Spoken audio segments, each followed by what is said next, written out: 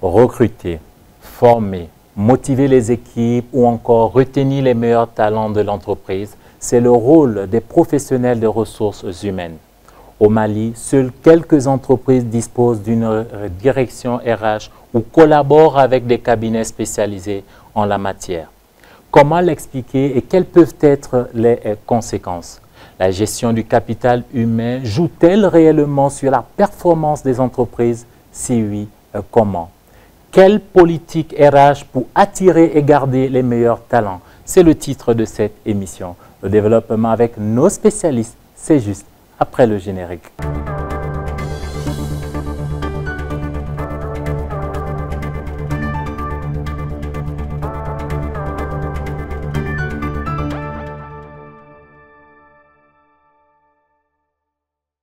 Bonsoir à tous et bienvenue dans Entreprendre, votre magazine dédié aux entrepreneurs et aux différents acteurs de l'économie.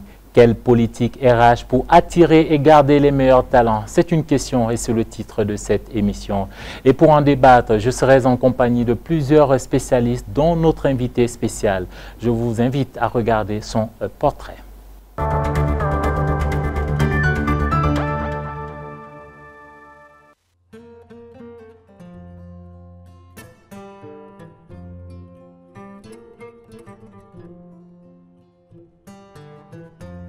Noun Diakité est le directeur du cabinet Diakité Consulting SARL.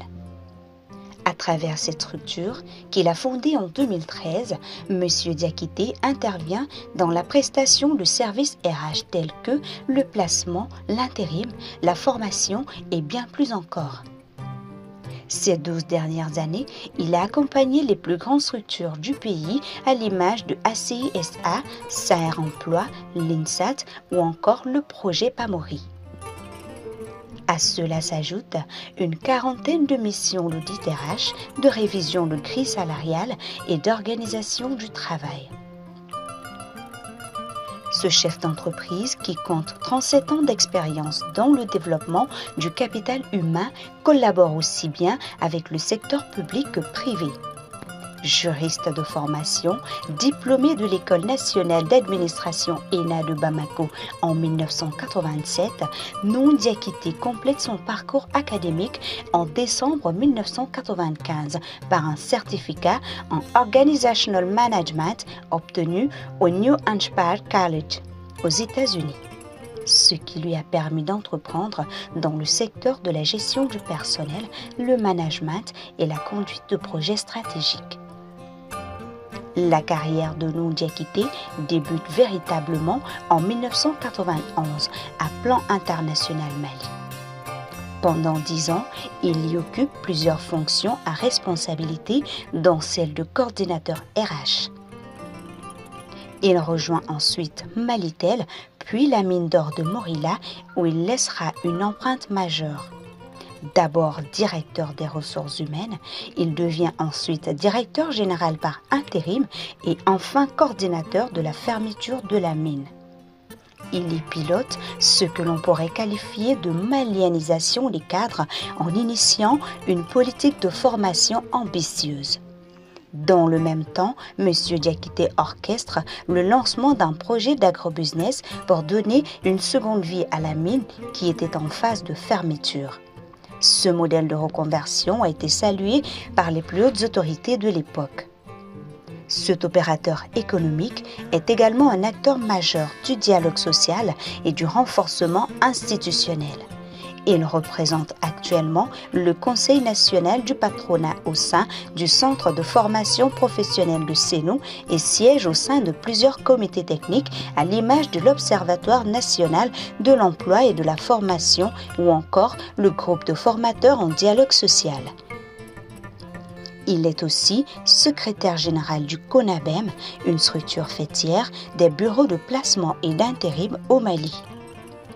Le directeur Diakité a contribué ces dernières années à la relecture de la Convention collective des mines, du Code du travail et du Code de prévoyance sociale.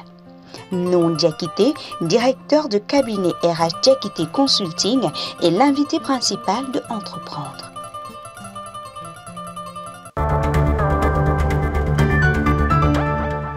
Nous Diakité, spécialiste en gestion de ressources humaines, directeur du cabinet de RH Diakité Consulting, m'a rejoint. Monsieur Diakité, bonsoir et merci d'avoir accepté l'invitation d'entreprendre. Bonsoir, Monsieur Cissé.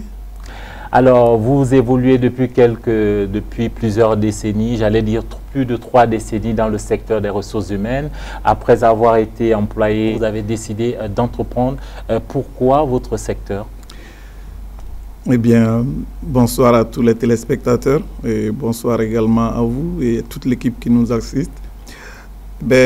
C'est un fait du hasard.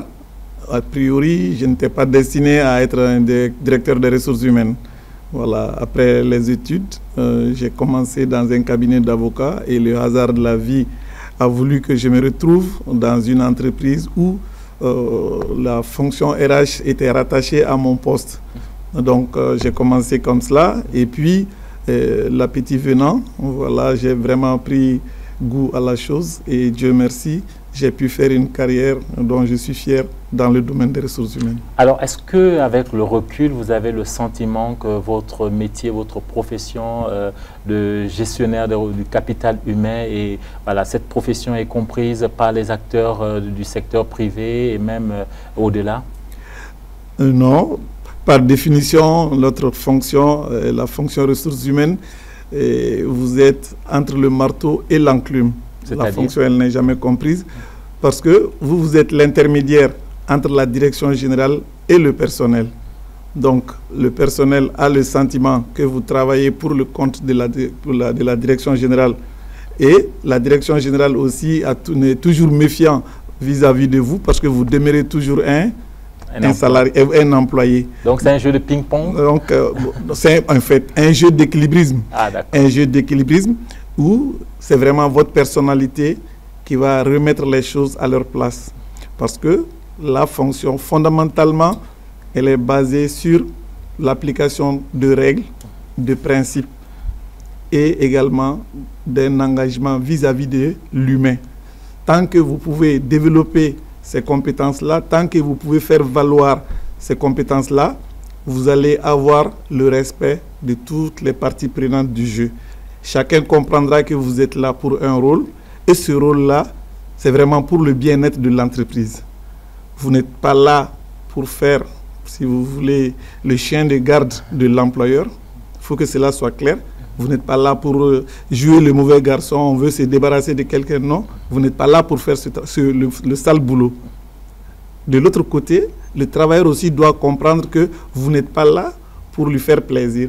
Il y a des règles, il y a des comportements dans l'entreprise. Vous êtes là, les gens ont l'habitude de le dire, vous êtes comme le ministre de l'administration territoriale, le ministre de la sécurité intérieure au sein de l'entreprise. Vous devez veiller à ce qu'il y ait la discipline, que chacun sache pourquoi il est là.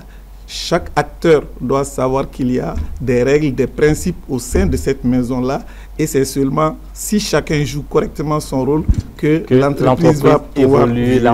On va voir si c'est très compris, si c'est bien compris de part et d'autre. Vous parlez de jeu d'équilibrisme. Je vous invite à suivre ce grand reportage. Si certaines entreprises tardent à mettre en leur sein un département dédié aux ressources humaines, d'autres en revanche ont franchi le pas. Mais le défi reste le même, trouver des talents dans un environnement où les formations ne sont pas forcément en adéquation avec les besoins du secteur privé. Suivons ce grand angle.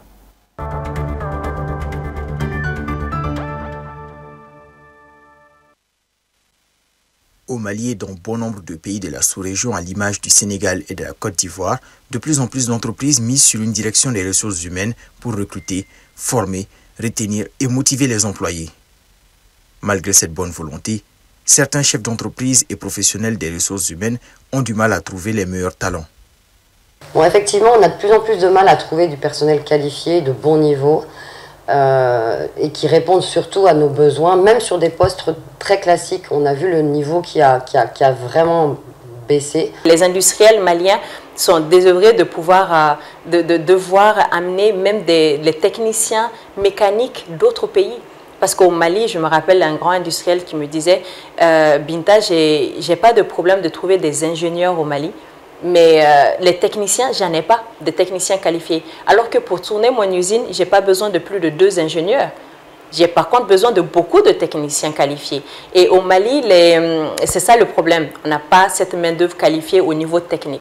En l'absence de ressources humaines compétentes sur le plan local, certaines entreprises n'hésitent pas à recruter des expatriés, ce qui leur coûte en général plus cher et contribue indirectement à augmenter le taux de chômage. Parce que si je n'arrive pas à trouver l'employé qu'il me faut localement, je serai obligée d'aller prendre des personnes à l'étranger que je vais payer beaucoup plus cher parce que c'est ça, ils vont être expatriés pour moi. Et surtout que la stabilité n'y est pas. L'idéal pour toute entreprise, c'est de trouver les ressources humaines compétentes localement. Et donc ça, c'est un coût important pour les entreprises. Pour éviter d'avoir à recruter hors du pays, de plus en plus de responsables RH compensent le manque de compétences des personnes recrutées localement par des postures d'employabilité. C'est-à-dire qu'aujourd'hui, on sait que les personnes ne sont pas forcément à niveau, mais on va essayer de compenser en prenant des personnes qui sont vives d'esprit, qui se présentent bien, qui sont motivées, qui ont de bonnes postures, quoi. Ces dernières années, la demande d'emploi n'a fait que croître alors que les offres se restreignent à cause du climat des affaires jugé peu favorable. Pour garantir une croissance durable, certaines entreprises ont fait le choix d'une politique RH basée sur la fidélisation de leurs compétences. Les principales priorités de notre politique RH de notre entreprise sont axées sur l'attraction et la fidélisation des talents pour soutenir la croissance de l'entreprise. En second point, il y a la création d'un environnement de travail stimulant, contributif et également épanouissant pour tous les employés. Il y a le renforcement de la culture d'entreprise afin d'aider les employés à être insérés dans un monde multiculturel qui avance en étroite collaboration. Nous avions constaté après la pandémie coronavirus qu'il y a eu une nouvelle fonction réservée au RH, notamment le travail en ligne, ce que l'on appelle les télétravail.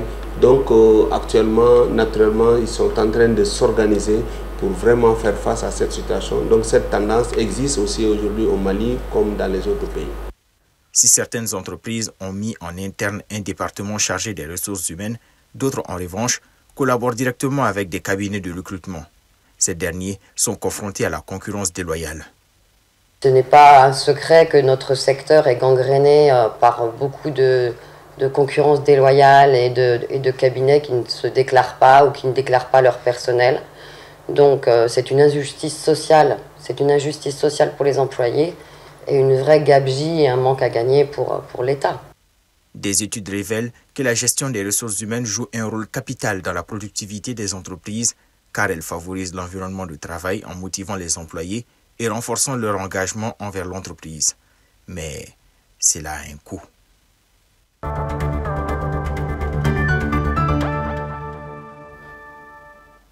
Cela a un coût, nous allons bien sûr en parler, mais avant j'ai le plaisir de recevoir 2 autres invités.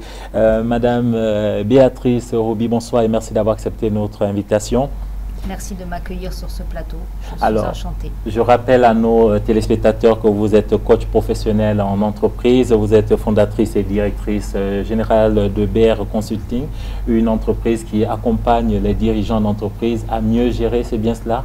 Oui, à diriger autrement, on va dire. C'est un petit peu votre slogan? Mon slogan, diriger autrement, parce qu'aujourd'hui, je dirais qu'il n'y a pas de mauvais collaborateurs, il n'y a que des mauvais managers. Je vais un peu fort dans ce que je dis, mais aujourd'hui, quand vous recrutez quelqu'un, vous considérez qu'il a des compétences pour faire le travail que vous lui donnez, et donc, il a sa place dans l'entreprise. Sinon, vous avez fait un mauvais recrutement. Ça, c'est autre chose. Mais à partir du moment où il est là, il est intégré, a priori, il est bon. S'il n'arrive pas à déployer ses talents, s'il n'arrive pas à assurer son travail, posons-nous la question, est-ce qu'il est bien managé? Et ça, c'est ce qui est très compliqué de nos jours dans toutes les entreprises, que ce soit ici ou que ce soit sur d'autres continents. Ici, nous avons affaire à un management très directif, par la tradition, le respect de l'ancien, le respect du manager qui a toujours raison, ce qui fait que le collaborateur se sent souvent, je dis oui, Je sais que c'est pas bien, mais je vais lui dire oui parce que c'est mon chef. Même quand le collaborateur n'est pas d'accord? Même pas, quand il n'est pas d'accord, il dit oui. Et en fin de compte, ça sclérose l'entreprise. L'entreprise n'avance pas. Mais bien sûr, ça joue sur la productivité. Ça joue sur l'engagement du collaborateur. Parce qu'il fait des choses qu'il sait qui ne sont pas bonnes pour l'entreprise. Mais il ne va pas le dire parce que son manager est Dieu après Dieu. Et il a raison. Et je travaille beaucoup là-dessus en coaching. J'accompagne des entreprises sur la notion de confiance et d'accepter la confrontation. C'est pas parce qu'un collaborateur va vous dire « Chef, avec tout le respect que je vous dois, je pense qu'on devrait plutôt faire ça que ça. » Et si le manager l'accepte, mais vous faites un grand pas. Et l'entreprise va progresser parce que là, il va y avoir confrontation d'idées. Qu'est-ce qui est mieux? On va réfléchir ensemble.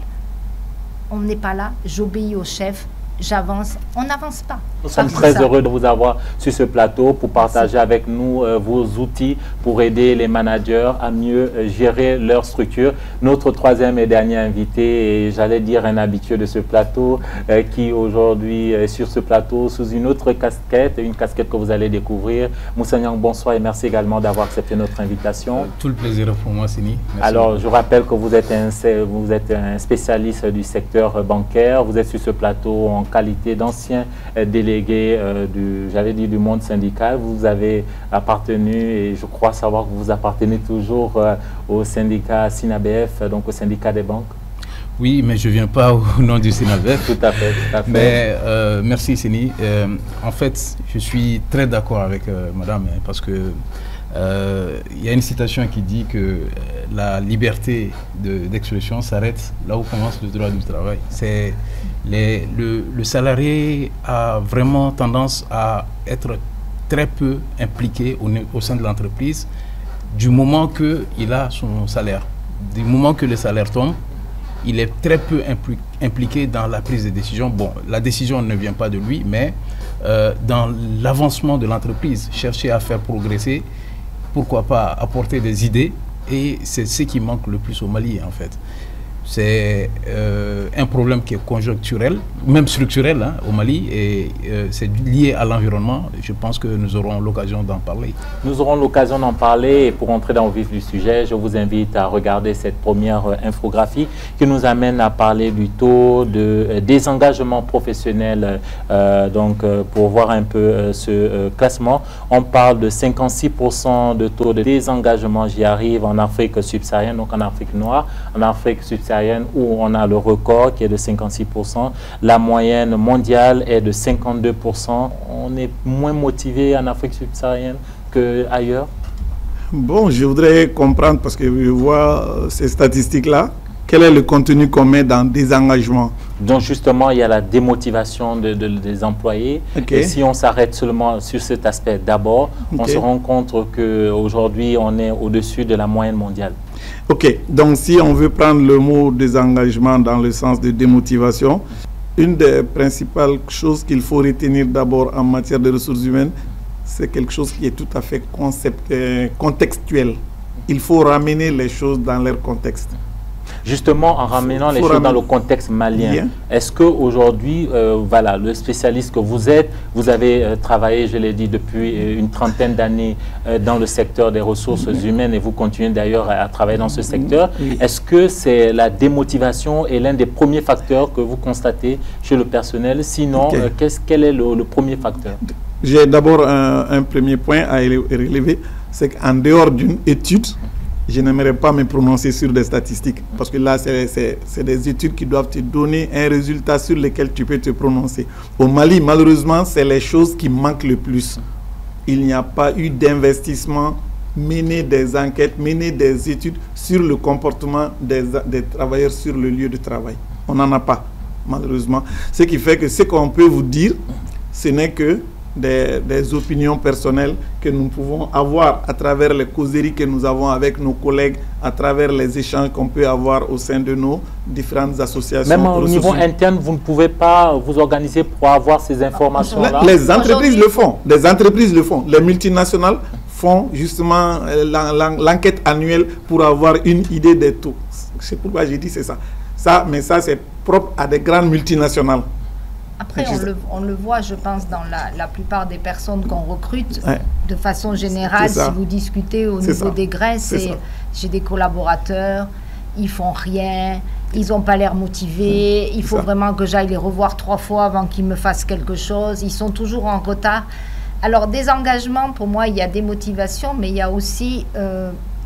quelque part, je ne viens que pour l'alimentaire dans ce travail. Je viens pour chercher une paye. Ce que j'ai à faire ne m'intéresse pas. Ce que j'ai à faire ne m'implique dans rien, parce que quoi qu'il arrive, il n'y a pas forcément sanction. Quoi qu'il arrive, il n'y aura pas forcément licenciement. Je suis désolée, je suis assez cash là-dessus. Mais un collaborateur qui ne convient pas ne doit pas rester 10 ans dans une entreprise.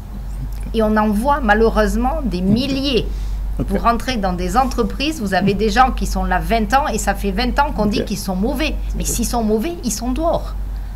On ne fait pas de la philanthropie en entreprise. Mais est-ce que justement ce n'est pas à cause des questions de droit? On sait que le licenciement, il faut payer. Le licenciement, il faut payer, mais si vous supprimez quelqu'un... Alors là, je m'adresse aux personnes qui sont experts en droit du travail, mais il me semble que la première année, il n'y a aucun coût de licenciement. Moins en tout cas que les années suivantes. En tout cas, on paye les congés payés, on paye le préavis, mais il n'y a pas d'indemnité de licenciement la première année, si j'ai bien compris. Donc vous avez un an, jusqu'à 2 ans même. Jusqu'à la deuxième année. Mais combien de personnes sont là depuis 10 ans? Enfin, monsieur ne dira pas dans sa banque, mais dans toutes les entreprises où je suis passée, vous avez des collaborateurs qui sont là depuis 20 ans et on attend qu'ils sont mauvais depuis 20 ans. Mais ça, c'est ça. Et du coup, ça n'entraîne pas les collaborateurs qui arrivent, qui sont bons, les fameux talents qu'on veut garder, à se démener pour travailler mieux et remplir leur objectif, puisqu'ils savent que même s'ils sont mauvais, ils vont pouvoir rester. Et c'est là où on... Excuse-moi, Amar, je voudrais intervenir, rebondir rapidement sur les propos de Mme Roudy. Madame, vous avez parfaitement raison, mais vous avez analysé la base de ce problème-là, parce que dans la plupart des entreprises, vous n'avez pas le minimum, une description de tâches qui explique à l'intéressé, voilà ce que tu dois faire, quand tu dois rendre compte, etc. etc. Il n'y a pas de fiche de poste? La plupart, je n'ai pas dit tout ça, j'ai dit dans la plupart des entreprises, vous n'avez pas de fiche de poste. Donc l'intéressé ne sait pas ce pour lequel, il a appris quand il est venu, on lui a confié des choses, fais ça, fais ça, fais ça. Mais comprendre que voilà un papier sur lequel c'est décrit, je dois faire ça à tel délai, je dois rendre compte de ça, et en fin d'année, je vais être évalué sur des critères objectifs qui sont là. Et en ce moment-là, si effectivement mon rendement n'est pas là, il peut y avoir des effets. Il peut y avoir une sanction. La sanction peut ne pas être disciplinaire. Même si vous n'avancez pas, vous comprenez ce que ça peut vous coûter. Donc le vrai fond du problème de désengagement, c'est d'abord là qu'il faut corriger. Moussa Niang, oui, je disais tout à l'heure que c'est un problème qui est structurel et qui est lié au contexte. C'est-à-dire que je vais m'expliquer davantage. C'est-à-dire que je vais me définir moi-même. Moi-même personnellement, je me définis comme un travailliste. C'est-à-dire que je suis pour le travail. Mais le travail doit répondre à un objectif bien déterminé. On ne vient pas en entreprise pour uniquement gagner son salaire. Ce n'est même pas... ce n'est pas recommandé, ce n'est pas sain, en fait. Parce que en dehors du salaire, il faut le mériter. Mais bon, le secteur financier est plus strict sur ça, hein, et même le secteur privé en général. Il y a le problème, ça se pose plutôt. Bon, je ne vais pas indexer le secteur public, mais plus en général. Disons-le clairement, c'est le secteur public où on constate, ou en tout cas le secteur public est toujours décrié, où on arrive, on parle à une secrétaire dans une administration qui est au téléphone, qui vous répond à peine. Parlant du problème de fiche de poste, même si la fiche de poste existe, elle est mal définie le plus souvent parce que on va sur Internet, on prend des modèles de fiches de poste. Hein, ça, c'est nos amis DRH hein, qui font... non, en général, hein, je fais en général. On prend la fiche et on fait une fiche standard, voilà, qu'on donne à la personne. Et la personne qui est dans l'activité va se rendre compte qu'en réalité, ça n'a rien à voir avec ce qu'elle fait. Alors, j'ai été contrôleur au niveau de la banque et j'ai contrôlé la GRH, je peux vous dire que c'est réellement le problème. Donc, entre la correspondance entre ce qui est attendu de la personne et ce que la personne pense devoir faire. Voilà, donc ça fait qu'il y a un problème de performance dans le poste. Je vous laisse réagir, madame, monsieur, juste après cette autre infographie qui va nous permettre de peut-être mieux comprendre ce que monsieur Nyang vient de dire à propos de la fiche de poste qui n'est pas forcément comme elle devrait être, en tout cas dans nos pays. Et on se rend compte que selon cette donnée de édition Tissot, que les professionnels RH consacrent plus de temps, donc la moitié, plus de la moitié de leur temps, de leurs tâches, donc plus de la moitié de leur temps, j'y arrive aux tâches administratives, alors qu'on les attend ailleurs. Monsieur Diakité. Vous avez ouvert un sujet extrêmement intéressant. J'ai lâché un seul élément d'un tout. Parce que vous avez parlé du désengagement et vous avez dit pourquoi les gens sont... J'ai donné un seul élément, mais le problème, il est plus profond. Parce que lui, il a évoqué un certain nombre d'aspects. La fiche de poste doit correspondre à quelque chose. D'abord, il faut un organigramme pour refléter ce qui se fait dans l'entreprise. Et l'organigramme aussi va te renvoyer à des documents stratégiques de l'entreprise. Et c'est tout remonte à ça. Et également à partir de la stratégie de l'entreprise, vous allez décliner cette stratégie-là dans les différentes politiques de l'entreprise. La politique commerciale, la politique financière et d'abord la politique ressources humaines. Et c'est cette politique ressources humaines-là qui doit permettre à l'entreprise de prendre un engagement formel. Voilà comment je vais me comporter vis-à-vis de mon personnel. Comment je vais me comporter vis-à-vis de mon corps. Et dans les différents volets de la fonction RH. En termes de recrutement, qu'est-ce que je vais faire?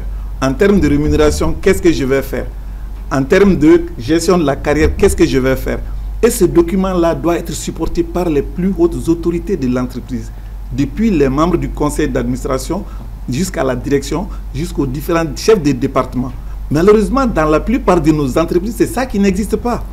Et c'est ça. Donc, même si la direction des ressources humaines essaie d'élaborer les meilleures fiches de poste, essaie de les mettre en place, ce n'est pas lui qui va faire pour tout le monde.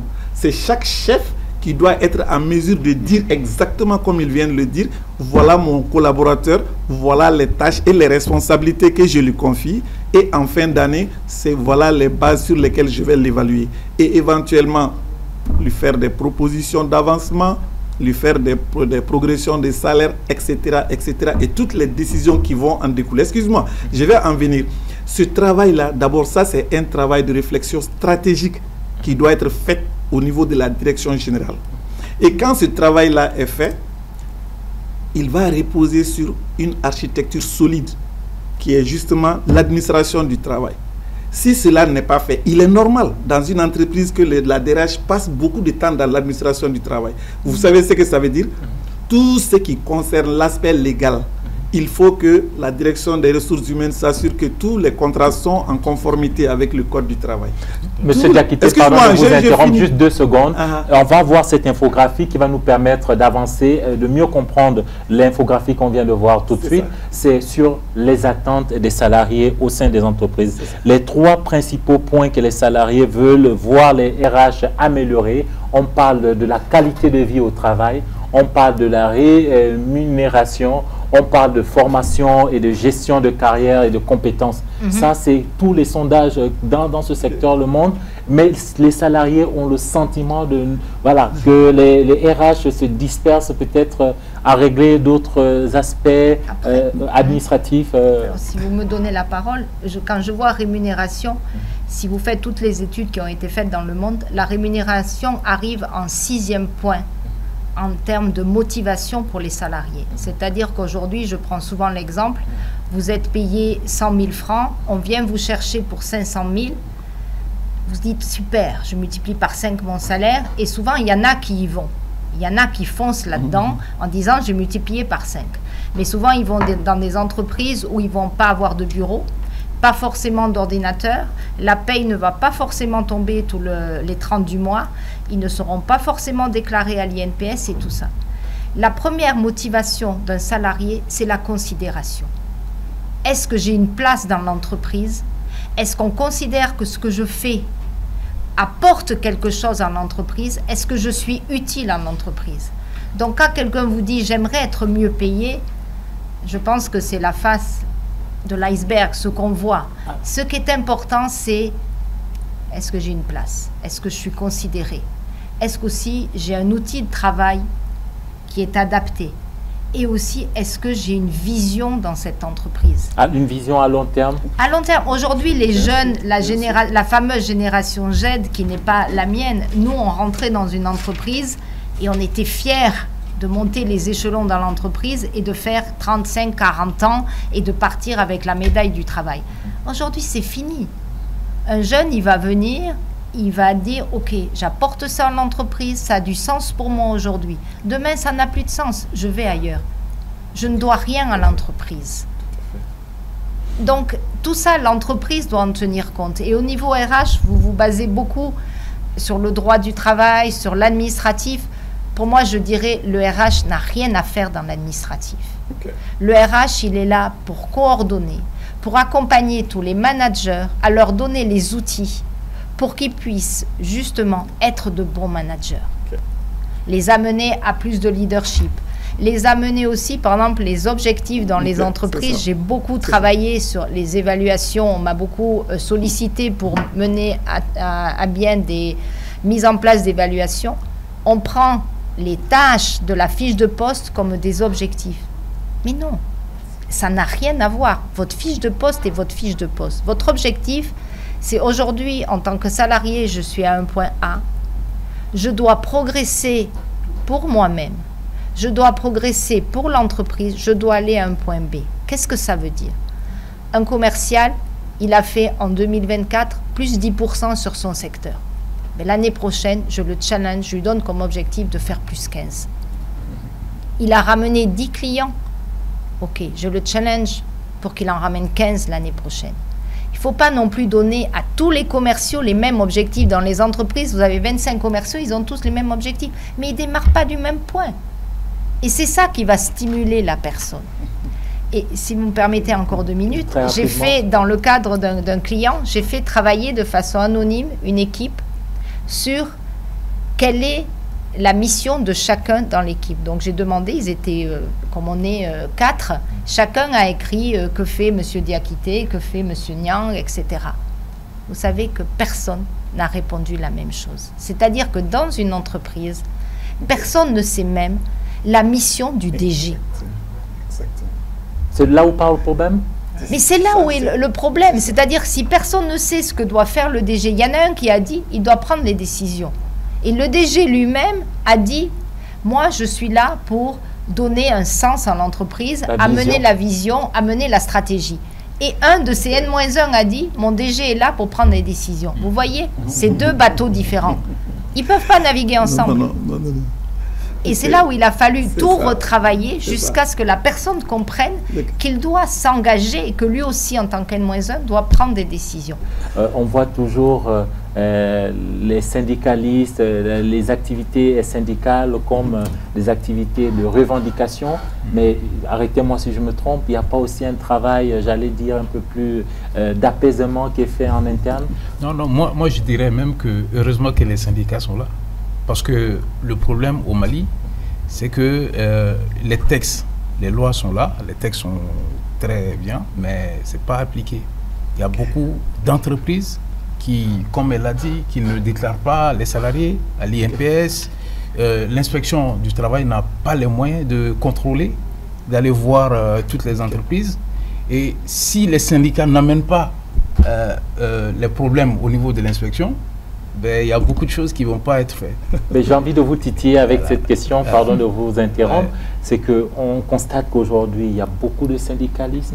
On a comme l'impression qu'aujourd'hui, c'est le blocage quasiment tout le temps. Non, en fait, parce que on va de loin, on va de très loin. Parce qu'au Mali, regarde, avec le SMIC à 40 000, 42 000 voilà, et 80% des entreprises, disons, une bonne partie des entreprises, voilà, on va le dire, qui sont dans l'informel, et qui ne déclarent pas, qui ne respectent pas la loi. Donc, obligatoirement, il faut que les gens se mettent ensemble pour pouvoir réclamer leurs droits. Maintenant, il peut y avoir des abus, je suis d'accord, mais en général, l'abus vient toujours de l'autre côté. Hein. Donc le syndicalisme ne tue pas plus souvent. Séni, les deux interventions me permettent de vous confirmer ce que je viens de dire. Madame, je reviens et c'est ma conviction. Le premier travail d'abord d'un responsable RH, c'est d'abord de t'assurer que les tâches administratives sont en place. Parce que c'est le socle. C'est le socle de tout ce que vous allez bâtir après. Et c'est là où Nyang vient si vous n'êtes pas en conformité avec le code du travail, vous n'êtes pas en conformité avec la sécurité sociale, vous n'avez rien fait. Le problème, il est là, on n'avance pas. L'entreprise n'avance pas. Et de plus maintenant, le plus grave maintenant, aujourd'hui, on est en train d'aller vers justement l'informatisation de tout. Vous ne pourrez jamais informatiser la gestion, la digitalisation de votre personnel si vous n'êtes pas d'une bonne base administrative. Clair, net, les noms, prénoms des comptes, les types de contrats, les noms des employés, les différents postes qu'ils ont occupés. Si tout cela n'est pas fait de manière correcte, vous ne pourrez jamais avoir un système d'information ressources humaines. Excuse-moi. Voilà, à partir de là, c'est ce socle-là qui permet à l'entreprise de bâtir une politique de ressources humaines, parce que là, c'est les engagements que l'on prend, c'est l'image de l'entreprise qu'on prend, c'est la légalité vis-à-vis de l'État. Et partout où ce travail administratif est bien fait, le syndicalisme ne va pas prospérer. Ça, c'est clair et net. Tant que l'entreprise est conforme avec la loi, le syndicalisme ne peut pas avoir de... Parce que le travailleur est aussi conscient. Le travailleur est conscient de l'effort que l'entreprise est en train de faire pour lui. Donc, s'il sent que l'entreprise se bat pour lui, le syndicat ne pourra pas le détourner de son objectif qui est là. Monsieur Nyang va répondre après, c'est Madame Ruby. Une question, mais qui peut accepter un poste de DRH dans une société qui n'est pas légale, où il n'y a pas de contrat de travail, où il n'y a pas de déclaration? Vous ne pouvez pas accepter un poste de DRH parce que à ce moment-là, qu'est-ce que vous faites? Du bricolage. Vous n'avez pas de base légale sur laquelle voilà, donc si vous voulez, c'est pour moi, on peut être DRH que s'il y a un socle et une base légale, sinon on fait du bricolage. Et à ce moment-là, ce que Nyang a dit, c'est pas tout à fait faux. Et nous sommes dans la réalité du pays. Vous êtes là, je suis là, nous comprenons la réalité du pays. Nyang, rapidement. Voilà, je le rejoins, hein, parce que en fait, il y a à plusieurs reprises, on a eu à faire, j'ai participé à des négociations où au départ, la direction n'était pas d'accord, on est allé devant l'inspection, l'inspection a tranché en faveur de ce que parce que les syndicalistes vont se documenter, ils font le rôle même du RH pour mettre la boîte au niveau en règle administrativement. Mais une fois que cela avait été comprise, la direction s'alignait et cherchait tous les documents pour se mettre en règle. Et à partir de là, le syndicat n'avait plus rien à dire. Hein. Effectivement, clair. Tout était calme. Hein. Parce que le problème, on ne va pas le chercher en réalité. C'est juste pouvoir se concentrer sur l'essentiel qui est le développement de l'entreprise. Qu'est-ce que la loi impose à l'entreprise? C'est d'avoir des relations avec les institutions représentatives du personnel. Oui, c'est mettre en place des délégués du personnel et des représentants en santé et sécurité au travail si la taille de l'entreprise dépasse un certain point. Les travailleurs sont libres de mettre en place leur comité syndical. Cela n'est pas bien compris d'abord de la part de beaucoup de travailleurs. Ils pensent que c'est la responsabilité de l'entreprise de créer le comité syndical. Il y a un couac à ce premier niveau. Mais dès que les institutions sont en place, la loi demande à ce qu'il y ait des contacts suivis, des rencontres régulières avec les délégués du personnel. La loi indique même qu'il faut mettre des cahiers en place, des registres en place pour noter les revendications et travailler ensemble là-dessus de manière que ça n'arrive pas à un point de blocage. Vous comprenez? Ça, c'est l'aspect légal. Il y a le second aspect qui est l'aspect économique. Et c'est ce qu'il a essayé d'évoquer. Les revenus par rapport au niveau de vie de l'environnement, les problèmes liés à l'inflation, c'est ça qui amène souvent les travailleurs à faire des demandes. Et quand vous demandez quelque chose, il faudrait que l'employeur regarde, est-ce que réellement les capacités me permettent de faire face à ça? Est-ce que ce que vous demandez s'inscrit dans le cadre de la légalité, etc., etc., etc. C'est là où on doit rentrer en négociation et le concept, il est bien connu, hein. Le dialogue social doit être là. Nous avons des niveaux de traitement des problèmes. Le premier niveau, à l'intérieur d'abord. On discute, on essaie de trouver un point d'accord. On n'est pas d'accord, on va à l'inspection du travail. On n'est pas d'accord à l'inspection du travail, on peut arriver à un préavis de grève. Après le préavis de grève, le syndicat a le droit d'aller en grève. Mais là, ça ne suffit pas, ce qu'on est en train de voir. Donc, lorsque la négociation échoue, la loi maintenant a prévu des dispositifs. Pas la grève n'est pas la solution définitive. On va en ce qu'on appelle là, devant le conseil d'arbitrage. Il y a un tribunal, on ne le sait pas. Personne ne l'utilise. Il y a une juridiction qui est là. Lorsque les deux parties ne sont pas d'accord, on va devant une juridiction qui doit trancher, qui va donner son avis sur est-ce que ce que le syndicat demande est juste, est-ce que l'entreprise peut le prendre en charge. Donc le débat peut monter. Si les parties ne sont pas d'accord devant le premier tribunal, on va en appel et jusque devant la Cour suprême. Mais malheureusement, ce processus n'est pas utilisé actuellement. Est-ce que quand on arrive aux revendications, je veux dire au mouvement de grève levé par les syndicats et tout ça, est-ce que ça traduit l'échec des acteurs de ressources humaines, des professionnels de ressources humaines? Je pense que c'est un échec de la direction qui n'a pas compris le rôle d'un syndicat. Un syndicat travaille pour la direction et travaille pour les salariés. Et c'est le syndicat doit aussi comprendre ce rôle-là. C'est-à-dire qu'il a son rôle à jouer, c'est d'essayer à ce que les deux se rencontrent et tombent sur un accord.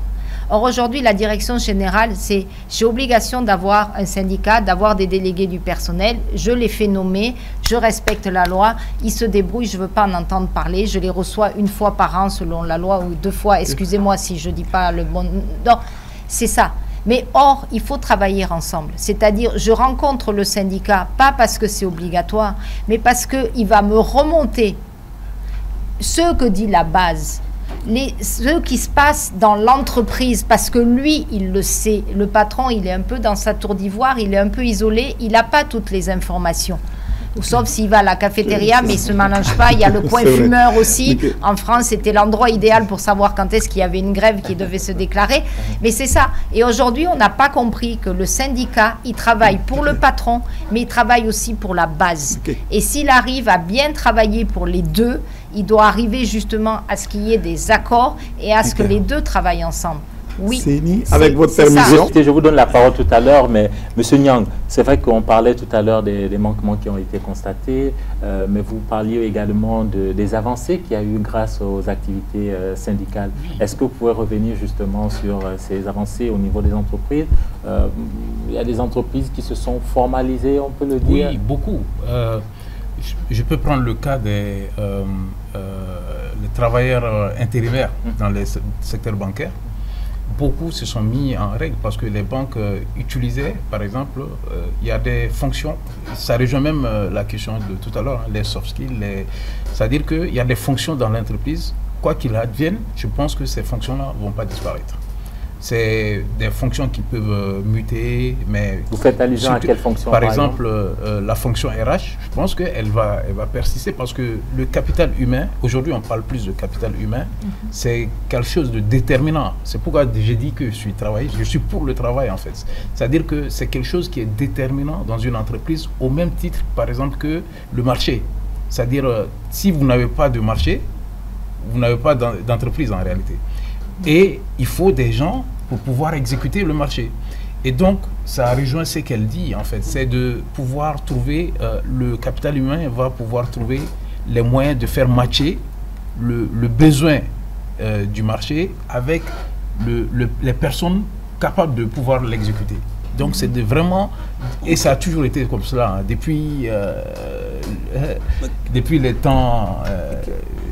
immémoriaux. C'est-à-dire que le travailleur, on le met en face du travail. Et donc, le besoin est exprimé et le travailleur doit le poursuivre. Bon, en termes d'amélioration, comme je l'ai dit, je ne représente pas le SYNABEF, mais le SYNABEF même se définit comme un syndicat de développement. Et dans le secteur privé, au Mali, vraiment, il n'y a pas encore de comité d'entreprise, mais il y a ce qu'on appelle les réserves obligatoire, les 5% que l'entreprise gagne, qui sont mis au service au sein de l'entreprise, qui est gérée par la direction et les syndicats, c'est quelque chose qui est en train d'amener ce qu'on appelle le comité d'entreprise au Mali. Ça n'existe pas dans le secteur... dans d'autres secteurs. Rapidement, et le problème de formation qui a été évoqué. Le premier besoin de formation, c'est ce que Mme Roudi a dit par rapport au rôle du syndicat. Je suis entièrement d'accord avec elle, sauf que ce travail-là, c'est la formation des syndicalistes qui permet d'arriver à ce résultat. La plupart d'entre les syndicalistes, la plupart des syndicalistes n'ont jamais lu les textes, ils ne connaissent pas les textes, ils ne connaissent pas. Donc quand on élit quelqu'un, qu'on le met représentant du personnel qui ne maîtrise pas les processus de dialogue social, qui ne maîtrise pas les textes, forcément, il y a un premier problème. Donc il faut que les entreprises acceptent de financer la formation du personnel pour qu'on arrive à la compréhension évoquée par Mme Roudi. Qu'on comprenne que l'entreprise, c'est en fait une cogestion de toutes les parties prenantes. Sur ce point-là, je peux... Excuse-moi, je continue. À partir de là, le deuxième, la question de la formation évoquée par Diallo, tout de suite, c'est un point capital. Mais là, ça me permet de revenir toujours à mon point de départ. Le directeur des ressources humaines n'est pas le premier responsable de la formation. La formation, c'est d'abord une décision stratégique parce que c'est un investissement extrêmement important. Ce n'est pas le simple fait de décider on va former tel et tel. Non, l'entreprise fait des choix stratégiques. Voilà comment je vais évoluer dans les années à venir. Voilà comment mon personnel va évoluer et l'entreprise décide voilà quel montant je vais investir dans la formation de mon personnel pour arriver à tel résultat. Mais ce n'est pas sous l'instigation du DRH, par exemple? Le DRH est responsable de la mise en œuvre. Il est le responsable. C'est lui qui va prendre cette décision de la direction. Il va traduire ça en action. La traduction en action, c'est quoi? C'est lui qui va recueillir les besoins de formation du personnel, les besoins de formation des syndicalistes, de l'ensemble de tous les acteurs de l'entreprise. C'est ça le rôle du DRH. Il va les recueillir, il va les rassembler, il va les évaluer, il va faire la faisabilité et préparer ce qu'on appelle un plan de formation. Lorsque le plan de formation est préparé, elle est approuvée par la direction générale. Et la direction générale aussi inscrit ce plan de formation dans sa stratégie globale de gestion. C'est pourquoi... Mais il y a aussi, il faut aujourd'hui de nos jours, chaque manager est quelque part RH. C'est-à-dire que c'est le manager qui travaille au quotidien avec ses collaborateurs qui doit voir le manquement, ce qu'il a besoin pour que son équipe progresse et pour qu'il atteigne les résultats. Donc ça ne doit pas venir du RH qui lui est quand même assez loin, n'est pas comptable, n'est pas commercial et c'est tout le monde. Et c'est le DG. Mais aujourd'hui la formation... Vous voyez, quand il a dit 5 ans, les métiers disparaissent. Aujourd'hui, une personne a obligation de se former en permanence. Vous ne pouvez pas rester 2 ans sans vous former. Aujourd'hui, il y a l'intelligence artificielle. Je ne sais pas si vous y êtes allé dessus. Moi, je craque complètement là-dessus. Aujourd'hui, j'ai 10 assistants artificiels qui travaillent pour moi au quotidien. Et je les fais travailler, et du coup, ils deviennent de plus en plus responsifs, comme on dit. Ils travaillent pour moi, j'en ai 10. Ça améliore le travail, ça accélère les choses. Ça améliore, c'est plein de choses. Je voulais intervenir par rapport à la formation des syndicalistes. Je peux lui dire que l'UNTM et je peux citer la fondation Frédéric Herbert forme beaucoup les syndicalistes, à tel point que souvent, c'est les Sénégalais qui forment les DRH. Je vous le dis. On va sur le plan du travail, sur les interactions avec les Sénégalais. C'est une boutade. Nous marquons une courte pause. On se retrouve dans une poignée de secondes. Nous allons parler d'évolution. Comment le travail des DRH peut faire évoluer une entreprise, peut faire évoluer les employés, peut donner beaucoup plus de visibilité, de croissance à l'entreprise. À tout à l'heure.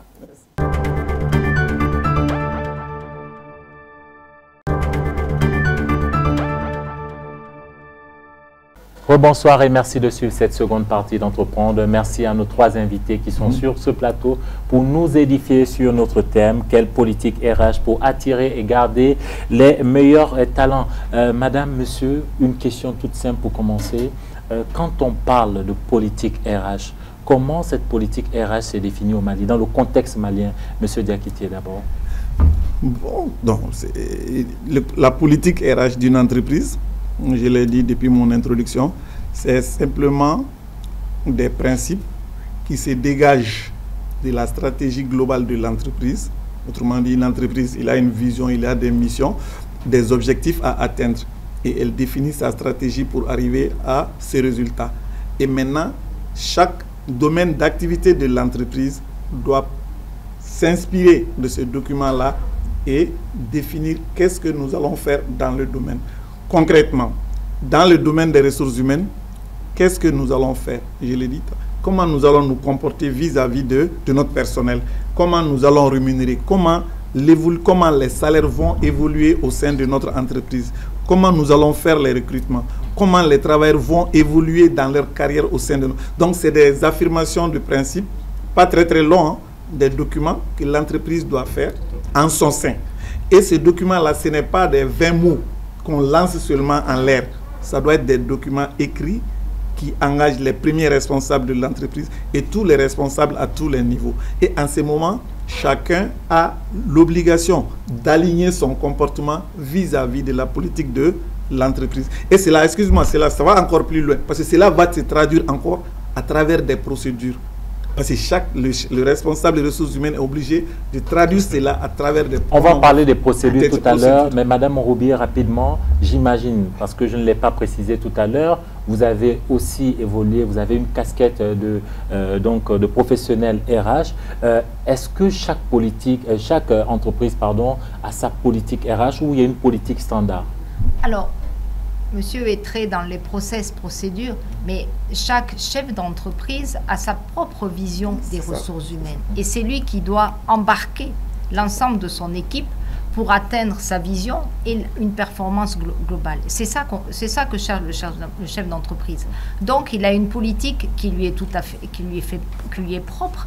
Et il doit bien entendu embarquer et faire sienne cette politique de tous ces managers, de tous ces N-1. Il n'y a pas que le DRH. Le DRH, il est juste là pour faire une traduction sur le papier, pour écrire la stratégie.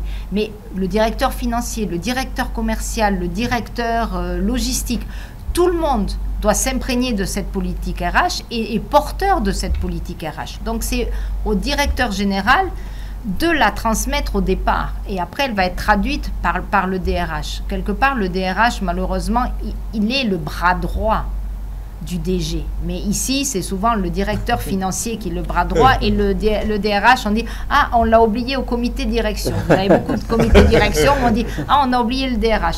C'est dommage, mais il est important. Et c'est là où on voit toute la place qu'il doit occuper. Alors souvent, il n'occupe pas cette place parce qu'on est dans de l'informel. Mais quand vous avez une entreprise structurée, quand l'entreprise veut réellement avancer et aujourd'hui rester pérenne, vu la mondialisation dans laquelle on est, avec toute l'évolution qu'on vit aujourd'hui, l'intelligence artificielle, tout ce qui est frontières, tout ça, le DRH, pour moi, c'est le numéro 2 de l'entreprise. C'est pas parce que je suis dans les RH que je dis ça, mais il doit être le numéro 2, parce que si vous n'avez pas l'humain à la bonne place, avec les bonnes compétences, avec la bonne expertise, votre entreprise capote. Et aujourd'hui, si vous regardez au Mali, malheureusement, je ne citerai aucun nom, mais les entreprises qui n'ont pas mis l'humain en numéro 1, les entreprises que j'ai vues prospères il y a 18 ans quand je suis arrivée, aujourd'hui sont en déclin. Alors, ce n'est pas le contexte économique qui fait ça. Moussa Niang, on voit des entreprises justement mettre en place donc on va dire certains outils, en tout cas certaines stratégies pour motiver les entreprises. Les crèches, c'est vrai que nous, on n'en est pas encore là au Mali, mais on voit par exemple au Japon, il y a même des crèches qui sont installées dans les entreprises, il y a même des salles de repos où les employés peuvent s'endormir un petit temps, et on constate qu'il y a eu une certaine motivation. Je suis d'accord avec les deux intervenants par rapport parce que j'ai une casquette d'auditeur aussi. En fait, c'est au niveau de l'entreprise, si on prend l'entreprise comme un véhicule, les 4 roues, il y a des axes stratégiques, et l'axe RH, c'est très important parce que si vous ne mettez pas le nécessaire, donc ça rejoint ce que vous dites, quelle est la stratégie de l'entreprise par rapport à son personnel, mettre le personnel dans les conditions pour que la maman qui de plus en plus de femmes travaillent, les mamans qui sont au boulot puissent être tranquilles s'il y a des enfants derrière elles, qu'elles puissent avoir une crèche. C'est pas le cas encore au Mali, mais la santé des enfants... Ça ne va pas créer plus de problèmes que... Non, au contraire, ça peut aider l'entreprise parce que le personnel est préoccupé par quoi? Par la santé, l'alimentaire, comme elle l'avait dit, comment dire, quoi d'autre, se loger, le bien-être, voilà, c'est ce que le personnel cherche. Et quand on a tout ça, on n'a pas de raison d'aller voir ailleurs en réalité. On fidélise le personnel. Et il y a des personnes clés, parce que c'est toujours plus difficile d'aller chercher quelqu'un qui va recommencer à zéro et dont on n'est pas sûr du résultat, alors qu'il y a quelqu'un qui est en train de faire un résultat déjà. Donc ça fait partie vraiment pour moi des axes stratégiques, comme il l'a dit, le RH, le juridique, hein, la concurrence, disons le commercial, le marché, et le côté technique, donner les outils de travail. Je vous invite à regarder cette autre infographie qui va nous amener à parler de la rétention des talents. La préoccupation majeure des RH en 2024, selon un sondage, plus de 70%, les RH se sont prononcés sur le fait de fidéliser les salariés comme première préoccupation.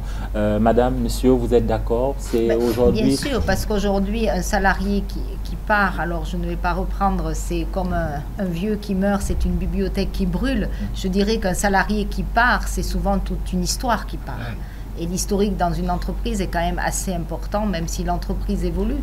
Alors fidéliser, vous avez parlé des crèches, vous avez parlé des sites de sommeil au Japon. Il faut savoir quand même que le Japon a un taux de suicide des salariés assez élevé parce que les gens dorment sur place et n'ont pas le temps de rentrer. C'est le pays où on travaille le plus après. Donc c'est bien de mettre en place des crèches, mais il faut regarder le côté pervers aussi. C'est pour que la maman reste de 8h à 22h au travail.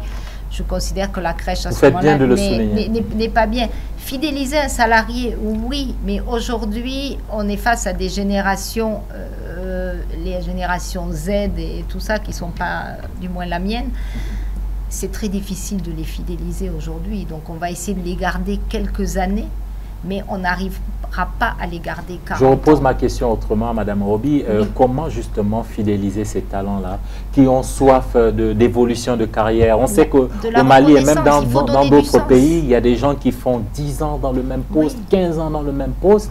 Ces personnes, parfois on leur dit que c'est parce qu'elles sont compétentes dans ce poste, on n'arrive pas à trouver mieux, c'est pourquoi on les garde dans ce poste. Il y a toutes ces réalités. Comment justement vaincre ces réalités? Alors ici, le gros problème du Mali et dans beaucoup de pays, c'est qu'on évolue selon le nombre d'années d'expérience. Or, le nombre d'années d'expérience ne vous donne pas les compétences pour évoluer. Ce n'est pas parce que vous avez fait 25 ans dans une entreprise que vous pouvez devenir directeur général. Parce qu'on passe sur d'autres compétences qui ne sont pas l'expertise, c'est tout ce qui est soft skills. Est-ce que je suis capable d'animer un comité de direction de 10 personnes?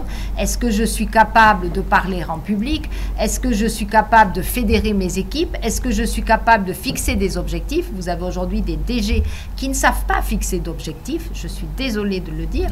Donc, mais aujourd'hui, vous allez dans une entreprise, ça fait 10 ans que je suis dans ce poste, c'est normal que le poste au-dessus me revienne. Et je vais dire non. Parce que ça repose sur une autre expertise. Mais aujourd'hui, on se trompe totalement dans les entreprises.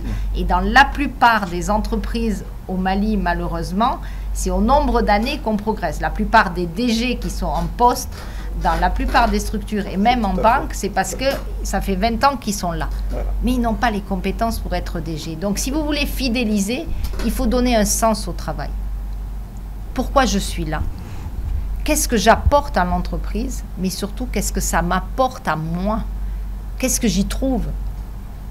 De l'expérience, j'y trouve aussi, j'apprends quelque chose. Quelque part, je m'investis. Quelque part, je suis alignée avec, je m'épanouis. Je m'éclate, excusez-moi l'expression, mais je m'éclate à faire ça.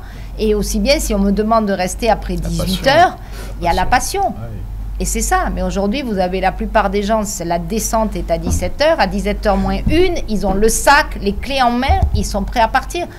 Ça, c'est pas normal. Oui, Séni, en fait, la solution, ce serait réellement la solution miracle, ce serait le plan de carrière. C'est parce qu'il y a vraiment l'absence de plan de carrière. De la part du salarié? Non, de l'entreprise. De l'entreprise. Tu navigues à vie, à vue. Tu entres dans l'entreprise, tu peux avoir ton plan, mais ça ne t'appartient pas, en fait, ton évolution. Est-ce que tout ça ne joue pas sur la performance des employés, justement? Séni, moi, je suis plus proche vraiment des idées développées par Rudy sur cette question-là. Parce qu'il y a vraiment beaucoup d'innovations à faire pour vraiment trouver du sens, donner envie à l'intéressé. Il faut que l'intéressé trouve quelque chose qui l'intéresse au plus profond de lui-même pour rester dans l'entreprise. Ça peut être l'argent, comme ça peut être le climat, beaucoup d'autres facteurs qui le retiennent. Moi, je suis d'accord pour ça. Mais ce que Nyang est en train de dire là, ça, c'est l'argument que maintenant j'essaie d'écarter de la main en raison de ce que madame a évoqué. La nouvelle génération, d'abord, il y a ce premier facteur-là. Les jeunes générations ne viennent pas avec l'envie de rester pour longtemps. Vous ne pouvez pas. Sur ce plan, l'exemple que j'essaie de donner actuellement pour que les gens comprennent mieux, c'est ce qui se passe dans le football. Le Paris Saint-Germain a beau mettre des conditions, l'autre a décidé de partir, il part. Bon, il y a des Marseillais ici, il faut dire. Non, d'accord, non, j'ai dit simplement ça, c'est une expérience. C'est simplement ça qui se passe exactement dans le monde. Excuse-moi, dans le monde du travail. Je l'ai vécu, j'ai vu. Vous avez des jeunes qui sont arrivés, mais ils ont reçu ce que l'entreprise, en triple, ce que l'entreprise ne peut pas leur donner. Comment tu vas le retenir?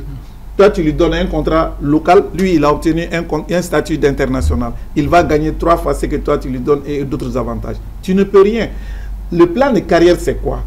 Là où je reviens encore à ma notion de politique de développement, tout ça, il faudrait simplement que l'entreprise ait une classification des emplois assez claire, assez limpide, une politique de mobilité à l'intérieur qui disent à n'importe quel employé, tu rentres à telle catégorie, voilà les conditions que tu dois essayer de remplir pour pouvoir monter et progresser jusqu'au bout.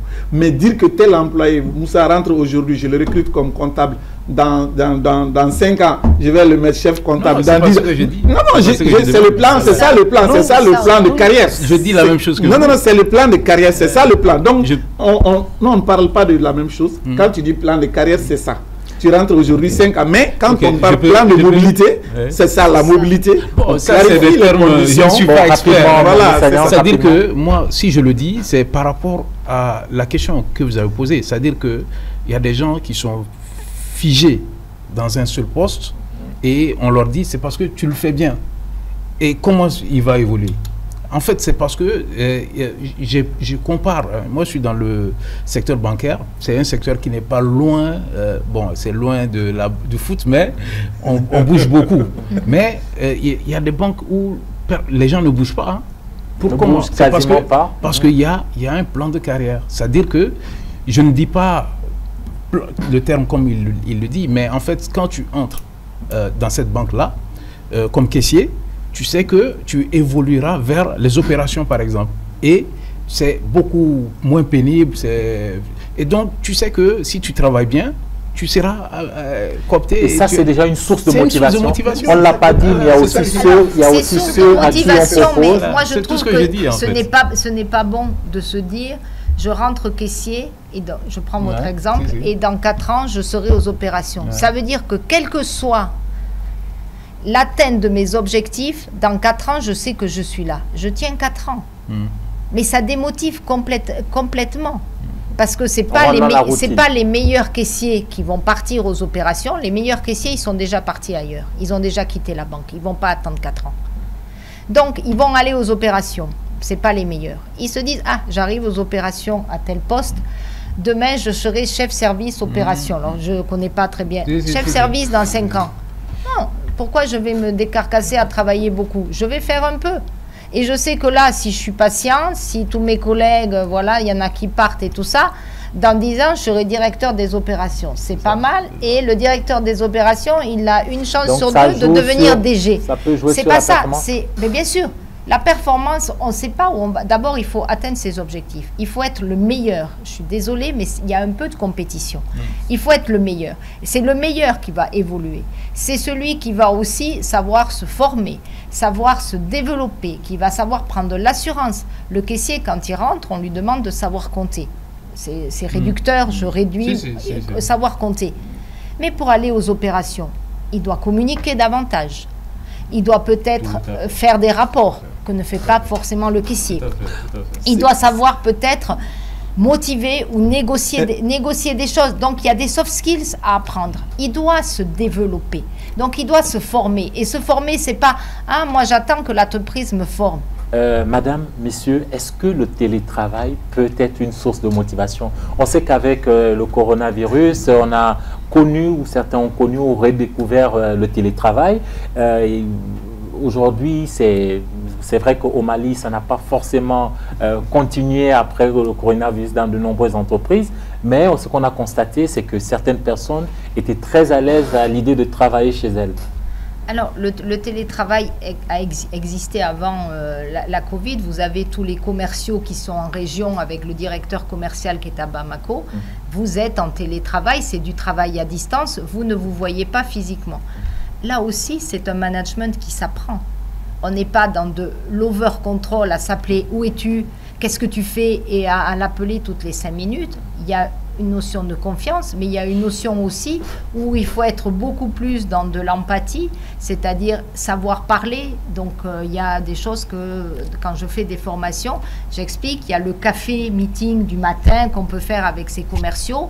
Il y a l'apéro ou le thé le soir où on se réunit le vendredi sur Zoom.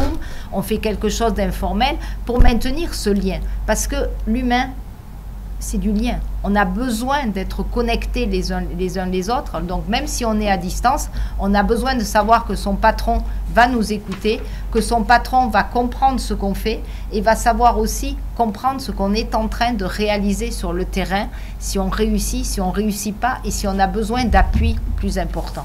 Donc, le télétravail a encore de beaux jours devant lui. Utilisation des outils digitaux dans le secteur des RH. 83% des professionnels RH, je vous invite à regarder donc cette dernière infographie. Des professionnels RH utilisent donc les outils digitaux pour optimiser leur travail. La paye, tout à l'heure vous parliez déjà de digitalisation. Ça vous permet de mieux avancer, de mieux travailler? C'est le saumon. L'objectif, c'est d'arriver à cela. Vous imaginez l'entreprise lorsque ça prend une dimension assez grande. Vous avez 1000 salariés ou autres à gérer. Imaginez-vous comment vous allez faire ça si vous n'avez pas un outil digital performant. Donc, la première étape, je vous ai dit, il faut mettre en place une bonne administration du personnel et monter en étage. La seconde étape de la fusée, c'est justement ça. Il faut aujourd'hui partir vers la digitalisation de la fonction. Parce que simplement, c'est ça qui va permettre d'éviter beaucoup de petits problèmes pour les syndicalistes, parce que vous êtes en train de faire du favoritisme de ceci, cela. Premier problème. Tous les problèmes d'absentéisme et autres là, qui vont être gérés. Tu n'es pas venu à l'heure, c'est la machine qui va les dire. Tu n'as pas produit ton rapport, ça va être là. Donc, ça va faciliter le travail pour nous, les DRH, parce que nous n'aurons plus à courir derrière quelqu'un et faire ceci. Donc, est-ce que vous pouvez imaginer que pratiquement toute la fonction RH peut être gérée à partir des systèmes. Donc, savoir connaître à quelle heure l'employé est arrivé, à quelle heure il est parti. La planification des congés, tout ce que tu peux imaginer, l'évaluation du personnel et de manière objective. Particulièrement, c'est l'aspect sur lequel elle a insisté, l'évaluation du personnel. La digitalisation permet de rendre objectif l'objectif qui a été assigné au travailleur. Lui donner les délais dans lesquels il va produire les rapports. C'est la machine qui va l'évoluer en fin d'année pour dire qu'à la fin de l'année, oui ou non, il a atteint l'objectif ou pas. Moussa Niang et Madame Béatrice Roby, comment retenir les talents? Pour moi, on l'a dit, hein, c'est amener de la passion au travail et intéresser le salarié, que le salarié ait un intérêt particulier à être tous les jours au travail, à se lever et à être motivé. Maintenant, pour moi, c'est le plan de carrière qui permet cela. même si votre ami oui, même s'il n'est pas d'accord. C'est-à-dire que le plan de carrière, c'est quelque chose qui te dit que bon, l'horizon n'est pas fermé, quoi. Tu peux évoluer.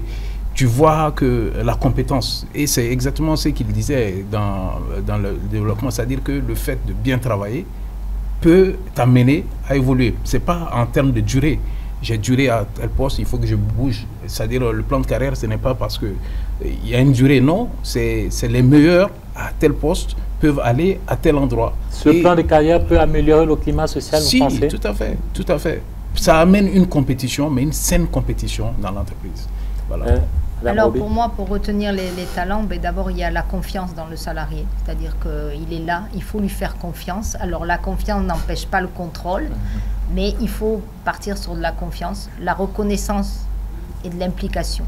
C'est-à-dire qu'un salarié à qui on demande seulement d'exécuter, aujourd'hui, il ne peut pas rester parce qu'on n'est pas exécutant. On a envie aussi de montrer ce qu'on sait faire, on a envie de proposer des nouvelles idées, de créer des choses et d'enrichir quelque part le service ou le département dans lequel on est. Donc pour moi, c'est confiance, reconnaissance, engagement et responsabilité. Mardi 20 mai, journée internationale ou journée mondiale de ressources humaines, ce n'est pas forcément très célébré ou connu au Mali. Aujourd'hui, on diffuse cette émission, donc c'est votre journée, monsieur Diakité. Je sais que vous menez des actions pour que cette journée soit célébrée, en tout cas commémorée comme les autres journées. Tout à fait. Merci, M. Séni. Permettez-moi d'abord de rebondir à l'idée de Mme Roudi. Madame, vraiment, merci pour ce message-là à l'attention des entreprises. C'est extrêmement important. Nous venons d'un contexte où, effectivement, la gestion des ressources humaines n'était pas très bien valorisée. Mais en revanche, tout le monde pense à l'argent. Donc, on a toujours les DAF, on a les comptables et autres là. Mais maintenant, les responsables RH, il n'y en a pas beaucoup, bien même si celle-là, ce n'est pas complètement. Mais je voudrais dire simplement aux entreprises, les grandes, les petites comme les moyennes, vous avez différentes manières de faire fonctionner la fonction RH. Vous pouvez recruter quelqu'un en fonction de la complexité de votre travail, en fonction de l'effectif de votre entreprise. Vous pouvez avoir quelqu'un à l'intérieur pour vous aider à bien tenir la gestion des ressources humaines. Dans le cas contraire, la fonction peut être effectivement externalisée. Le Code du travail l'a prévu. À vous de voir dans quelle mesure vous pouvez externaliser une partie de votre activité de gestion des ressources humaines. Vous avez cela. Vous avez également les conseils, les cabinets spécialisés comme Mme Roudi, comme d'autres cabinets qui peuvent vous aider à gérer votre ressource humaine en vous donnant les conseils pour vous éviter de prendre des décisions qui peuvent coûter cher à l'entreprise et remettre en cause la pérennité de l'entreprise. Et c'est en cela justement que la journée internationale des ressources humaines me paraît extrêmement important à célébrer au Mali. Vous allez entendre dans tous les discours, vous entendrez que le Mali, nous souffrons d'un problème de ressources humaines. Les officiels vous le diront, les chefs d'entreprise vous le diront. Dans l'interview qui est passée, on a dit qu'il y a un problème de ressources humaines. Mais pourtant, à travers le monde, depuis 2019, la journée internationale des ressources humaines est célébrée à travers le monde. Mais aucun éclat au Mali, aucun écho au Mali. C'est pourquoi, cette année, nous avons pensé quand même qu'il y a lieu de mobiliser les professionnels, toute la communauté ressources humaines du Mali, qu'ensemble, on puisse nous joindre à cette célébration-là. Et se joindre à la célébration, ça veut dire quoi? Il faut que tout ce qui se fait de bien en matière de gestion des ressources humaines dans le Mali, qu'on essaye de les porter à la lumière. Les personnes qui contribuent à faire ce beau travail-là, les entreprises qui ont de bonnes performances, qui ont de bonnes pratiques ressources humaines à travers le pays, il faut qu'on les mette en lumière, qu'on les mette en avant. Et également que même cette pratique-là, que le Mali également, les Maliens puissent les exporter. Tous les ans, vous avez plein de séminaires, de grands thèmes qui se développent à travers le monde. Il faut que des Maliens prennent le devant pour aller faire des exposés. Merci infiniment, madame, messieurs, d'être passés sur le plateau d'Entreprendre, nous édifier sur notre thème « Quelle politique RH pour attirer et garder les meilleurs talents ?» Je rappelle que j'ai eu sur ce plateau le plaisir de recevoir monsieur Moussa Nyang, ancien délégué syndical. Merci Nyang d'être venu sur ce plateau. Merci également à madame Béatrice Robi. Je rappelle que vous êtes coach professionnel en en entreprise. Merci infiniment, Monsieur Noum Diakité, spécialiste en gestion de ressources humaines, promoteur, directeur du cabinet Diakité Consulting. Merci, chers téléspectateurs, de nous avoir suivis et à très bientôt sur TMA.